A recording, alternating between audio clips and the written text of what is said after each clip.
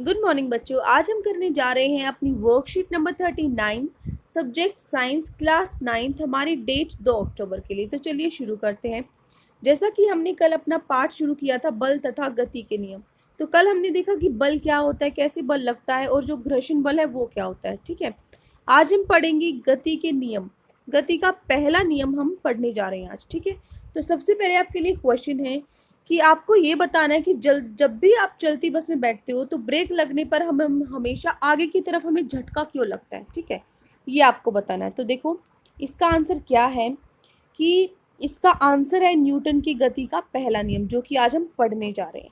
वो होता क्या है, इस नियम के अनुसार क्या होता है कि जो भी कोई वस्तु है अगर वो विराम अवस्था में है, मतलब वो रेस्ट पे है, स्थिर अवस्था में, या फिर किसी सरल रेखा में एक समान गति की अवस्था में, मतलब सीधी रेखा में वो एक समान गति से चल रही है, तो जब तक कोई भी उस पर बाहरी बल कार्यरत ना हो वो क्या रहेगा, वो उसी अवस्था में रहेगा। ठीक है, क्या है देखो दोबारा से सुनो कि कोई भी वस्तु है जब अपनी स्थिर अवस्था या फिर सरल रेखा में वो गति की अवस्था में ही रहता है, अगर वो स्थिर अवस्था में है, विराम अवस्था में है, तो वो उसी में रहेगा। और अगर वो सीधी रेखा में एक समान गति से चल रहा है तो वो चलता ही रहेगा। कब तक, जब तक कोई बाहरी बल उस पर कार्यरत ना हो, कोई बाहरी बल उस पर ना लगे, तब तक वो वैसा ही रहेगा। ठीक है, तो ये है हमारा न्यूटन का पहला नियम। इससे जड़त्व का नियम भी कहते हैं। किसका नियम कहते हैं? जड़त्व का नियम।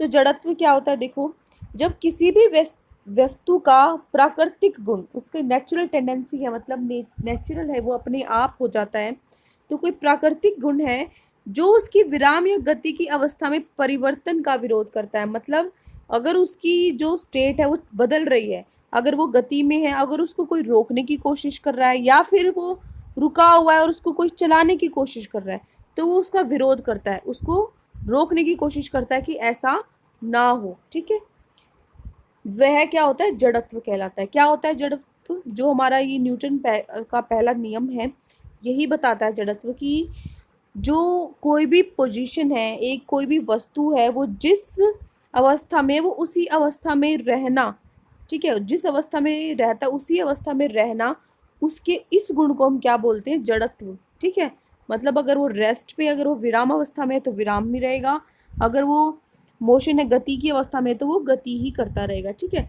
तो इस जो ये प्रॉपर्टी होती है, जो ये गुण होता है, इस गुण को बोलते हैं जड़त्व। इस गुण के कारण ही क्या होता है, जो हमारा पहला नियम उसको बोलते हैं जड़त्व का नियम, क्योंकि उसमें भी तो यही है ना कि भाई अगर वो चल रहा है तो चलता रहे, अगर वो रुका अगर वो रेस्ट पे है तो वो रेस्ट पे विराम अवस्था में ही रही, जब तक कोई बाहरी बल उस पर ना लगे। ठीक है, तो जड़त्व समझ में आ गया आपको।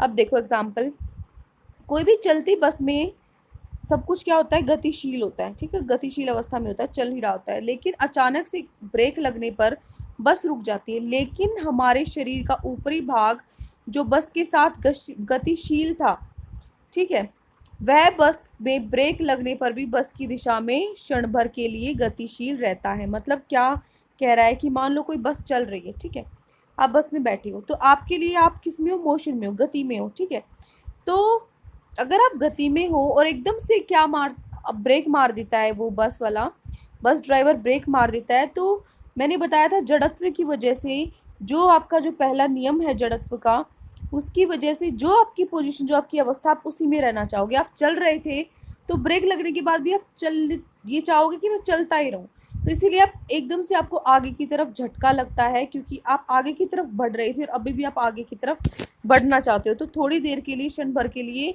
जो आपकी बॉडी है, जो आपका शरीर है, वो क्या करेगा? गतिशील ही रहता है, जिसकी वजह से आपको झटका लगता है ब्रेक लगने के बाद। ठीक है, जिसकी वजह से आगे की तरफ झटका लगता है। इसी प्रकार जब रुकी हुई, इसी तरीके से यहाँ पे तो हमने क्या किया, बस चल रही थी, ब्रेक लगाया। अब इसी तरीके से जब कोई जो बस है वो रुकी हुई है लेकिन अचानक से चल पड़ती है, तो सभी सवारियों को पीछे की तरफ झटका लगता है। पीछे की तरफ क्यों झटका लगता है? क्योंकि वो रेस्ट पे थे, अब वो आगे की तरफ जा रहे हैं, तो वो आगे की तरफ नहीं जाना चाहते, वो गति नहीं दिखाना चाहते, वो पीछे विराम अवस्था में ही रहना चाहते हैं। ठीक है, इसलिए उनको पीछे की तरफ झटका महसूस होता है। ठीक है, यहाँ बस तो अचानक गतिशील हो गई, लेकिन सवारियों की शरीर क्षण भर के लिए विराम अवस्था में ही रही। ठीक है, अब देखो जड़त्व, जड़त्व क्या है अभी मैंने आपको बताया। जब भी कोई वस्तु अपनी गति की अवस्था में परिवर्तन का विरोध करती है, कि जैसी उसकी गति है उसमें वो कोई परिवर्तन, कोई बदलाव ना होने दे, तो वो क्या जड़त्व है। वह अपनी मूल अवस्था को बनाए रखना चाहती है, जो उसकी अवस्था है वो उसी में रहना चाहता है। इस गुण को क्या बोलते हैं, जड़त्व। ठीक है। किसी वस्तु का द्रव्यमान उसके जड़त्व की माप है।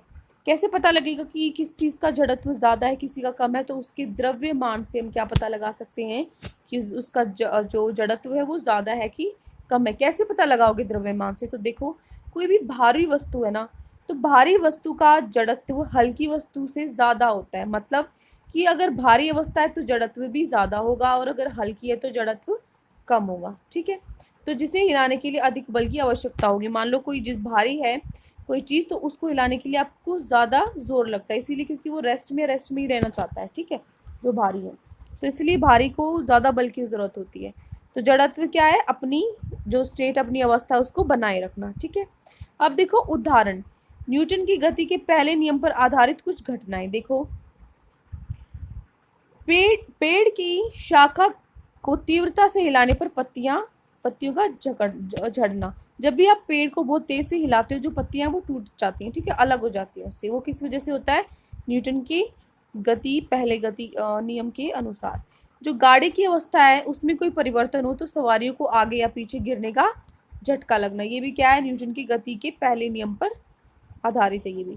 तीसरा, कालीन या चादर को डंडे से पीटने पर धूल का अलग होना। जोर जोर से आप डंडे से किसी गलीचे को मारते हो, कपड़े को मारते हो, तो उसके अंदर से धूल निकलती है। वो भी किसके अनुसार होता है, न्यूटन के पहले नियम के। चौथे में आपको पिक्चर्स दी गई हैं बेटा यहाँ पे। ठीक है, कुछ पिक्चर्स हैं। इन पिक्चर्स में क्या है, जैसे ये साइकिल है, साइकिल से गिर गया। यहाँ पर क्या है, जो आपको एग्जाम्पल्स दिए हुए हैं ना, उसी से रिलेटेड है। आपका कैरम बोर्ड है, ठीक है, आप कैरम बोर्ड से मारते हो, हैमर से मारते हो। ठीक है, ये सब क्या है, एग्जाम्पल्स हैं किसके, न्यूटन के पहले नियम के। देखो क्या है कि जब प्लेट में कप को रखने के लिए खांचा बनाना। ठीक है, क्या करते हो, जब प्लेट को जचाने के लिए उसमें क्या करते हो, खांचा बनाते हो।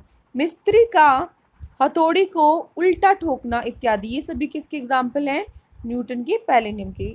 ठीक है, जो आपने देखा होगा, जो मिस्त्री है वो क्या करता है, कभी उल्टी तरफ से भी मारता है हथौड़े को। तो ये सब ये किसके उदाहरण है, न्यूटन के गति के पहले नियम के। ठीक है। अब देखो प्रश्न है आपके, पहला प्रश्न है, जड़त्व की परिभाषा कीजिए। जड़त्व क्या होता है, तो आप लिखोगे, यहाँ से आप लिखोगे, किसी भी वस्तु का वह प्राकृतिक गुण जो उसकी विराम या गति अवस्था को परिवर्तन का विरोध करता है, वह जड़त्व कहलाता है। ये है आपका उत्तर नंबर 1। ठीक है, क्या है, किसी भी वस्तु का वह प्राकृतिक गुण विराम या गति की अवस्था में परिवर्तन का विरोध करता है। ठीक है, ये क्या है आपका उत्तर नंबर 1। ठीक है। अब देखो आपका दूसरा प्रश्न है, गति का पहला नियम उदाहरण सहित लिखिए। ठीक है, पहला नियम क्या है, उदाहरण के साथ आपको लिखना है। तो देखो क्या लिखोगे आप, इस नियम के अनुसार प्रत्येक वस्तु अपनी स्थिर अवस्था का सरल रेखा में एक समान गति की अवस्था में बनी रहती है जब तक कि उस पर कोई बाहरी बल कार्यरत ना हो। ये है आपका उत्तर नंबर 2। ये आपको पहली जो 3 लाइन है ये आपको लिखनी है। और इसका उदाहरण क्या होगा, उदाहरण आप लिख सकते हो बस वाला। ठीक है, कि जब भी बस में ब्रेक लगने पर आपको क्या लगता है, झटका लगता है। ठीक है, तो लिखोगे आप, अचानक ब्रेक लगने पर बस तो रुक जाती है, लेकिन हमारे शरीर का ऊपरी भाग जो बस के साथ गतिशील था, वह बस में ब्रेक लगने पर भी बस की दिशा में क्षण भर के लिए गतिशील रहता है। इस वजह से हमें आगे की तरफ झटका लगता है। ठीक है, ये है आप उदाहरण।